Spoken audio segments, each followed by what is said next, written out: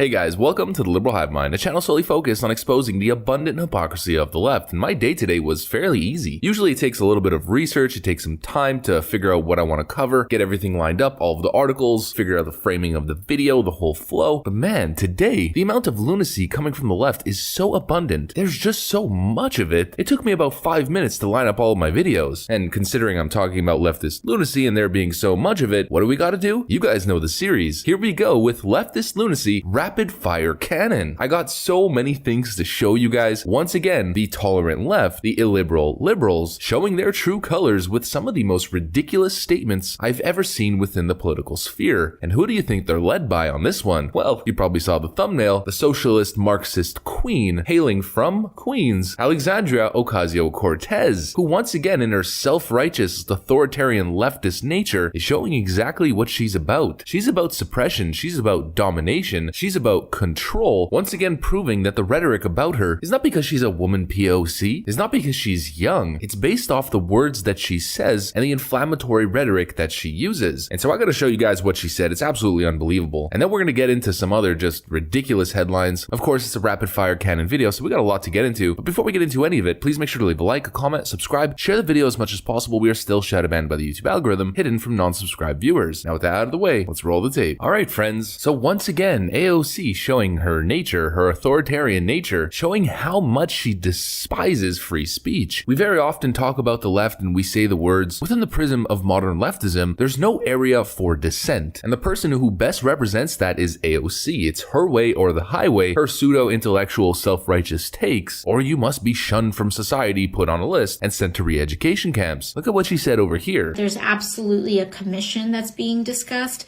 but it seems to be more investigatory in style rather than truth and reconciliation. And so I think that's an interesting concept for us to explore. And, you know, I do think that several members of Congress in some of my discussions have brought up media literacy because that is a part of what happened here. And we're going to have to figure out how we rein in our media environment so that you can't just spew disinformation and misinformation. It's one thing to have differing opinions, but it's another thing entirely to just say things that are false. Let's just pay attention to this quote really quick, because the thing about modern Marxists is they use these fancy buzzwords which sound intellectual, but really, in my mind at least, they're just downright evil. And Tom Elliott laid it out right over here. AOC suggests adding media literacy as a mandate for Congressional Truth and Reconciliation Committee. What that means is media literacy is we tell you what to believe, we tell you what information's accurate, we control the media used as propaganda outlets to push narratives instead of creating flourishing discussion, and a Truth and Reconciliation Committee just straight up sounds like a reprogramming re-education camp. She also wants to rein in the media. In what countries do they rein in the media? In what countries is the media a tool, a prop controlled by the government? I can think of a couple off the top of my head. It's a very specific list where they all have one thing in common, a little star and a hammer and sickle. Russia.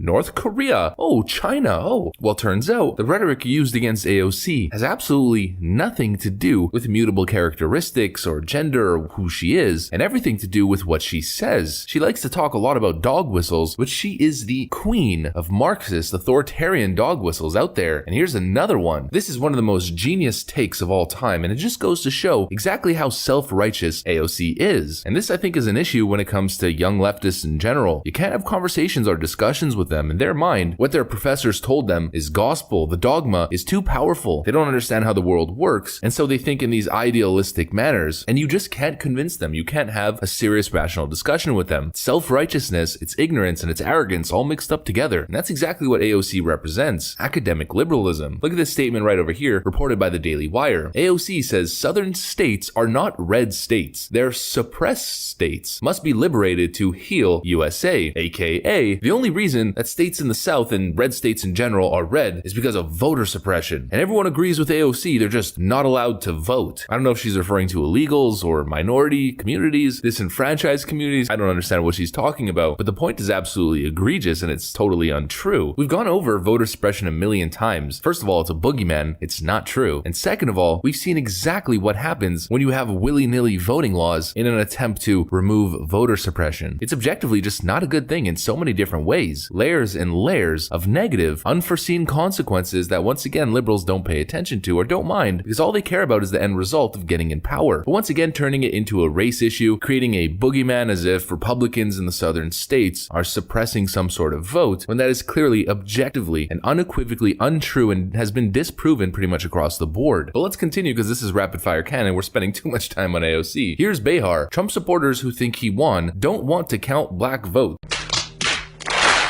Yeah, so I think we'll just move on from that one. Oh wait, that's the new narrative. Democrat Representative Cori Bush, GOP lawmakers made a racist attempt to overturn election, white supremacy at its finest. No facts, no reasoning, no sources to support the claim, just identity politics and emotional manipulation. When you can't win arguments or can't get elected based on the merits, become a Democrat and just keep playing the race card. But let's continue on leftist lunacy, this time with the Palmer Report on Twitter. Everyone knows this guy, right? He's the greatest intellectual on the platform. And don't you forget it, Palmer Report writes, conservatives cannot be teachers, police officers, doctors, lawyers, coaches, or bosses. It's constitutionally unfair to others who are subjected to the conservatives' deranged judgment. Conservatives can do menial work until they're ready to join the human race. This comes after the Project V video that we covered just yesterday. It's not an exaggeration when we talk about the elitist Democrat who looks down on the rest of the country. It's not an exaggeration at all. It's right in front of you. He's essentially saying that conservatives are subhuman,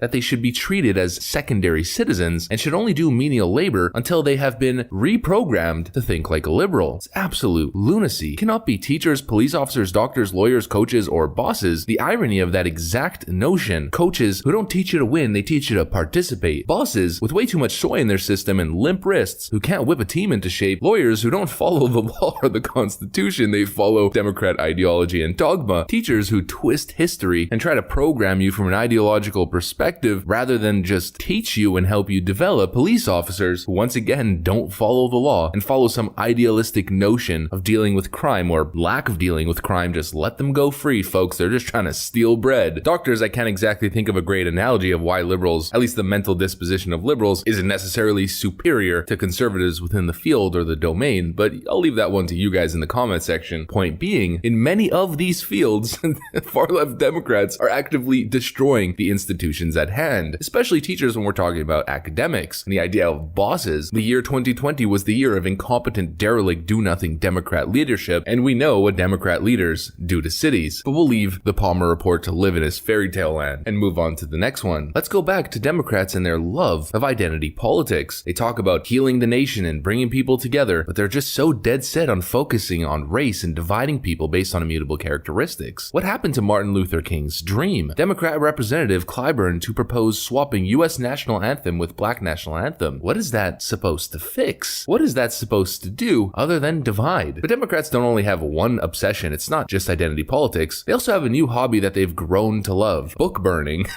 Watch, Andy Ngo speaks out after Antifa mobs Portland bookstore selling his book. You guys might have seen this video. Stop selling Andy Ngo's book! Stop selling Andy Ngo's book! Stop selling Andy Ngo's book!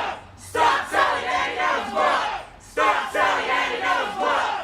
Wow, lefties still have not learned what the Streisand effect truly means. They still don't understand the notion of get woke, go broke. The next day, Antifa stages protests over Andy Ngo's book, propelling it to #1 on Amazon chart. Congratulations, you played yourself. Also, take a look at the #1 and 2, Unmasked from Andy Ngo, inside Antifa's radical plan to destroy democracy, and #2, 1984. If that doesn't speak to what's going on right now in culture, then nothing does. And just a little update, and also connected to the whole notion notion of 1984. Breaking, YouTube suspends Donald Trump's channel. So after we covered yesterday that celebrities were lobbying YouTube and pushing YouTube on Twitter to ban Donald Trump, they caved in and they did exactly that. Cowardly companies once again giving in to the liberal mob, the liberal Twitter sphere, the Twitterati, cancel culture, who no matter how much they get, their insatiable thirst and hunger for vindictive supremacy, for the suppression of their political opponents, that thirst and that hunger will never be quenched and never be satisfied. That's what I got for you guys on this one. Hopefully you enjoyed it. If you did, please make sure to leave a like, comment, subscribe, share the video as much as possible. Now I gotta get back to work, of course. There's a whole lot of hypocrisy that needs to be exposed today. So I'm gonna get to that. I wanna thank you for watching, and I'll see you on the next one.